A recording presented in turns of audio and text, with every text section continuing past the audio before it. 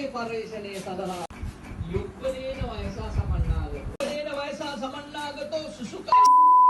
I shine so bright, you might go blind, blind, blind. Hi lamai, welcome back to Ama and Netu YouTube channel. අද video එකෙන් අපි අරගෙන ඇවිල්ලා තියෙන්නේ අපි කොහොමද වෙසක් එක දවසේ සැමරුවේ කියලා.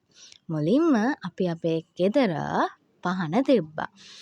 ඊට පස්සේ අපි උදේ තමයි වෙසක් කූඩු ඔක්කොම හරියට හදලා කම්ප්ලීට් කරේ. ඊට පස්සේ අපේ අයියා ඇවිල්ලා අපව එක්කන් ගියා දන්සැල් වලට. ඉතින් අපි ඔන්න ඔය විදිහට දන්සැල් ටිකක් වැඳගෙන ගියා.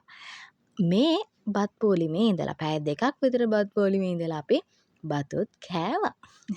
ඊට පස්සේ අපි තවත් කොහොම දන්සැල් වලට ගිහිල්ලා අවසානෙදිම ගියේ මිල්ක් ෂේක් දන්සැලකට.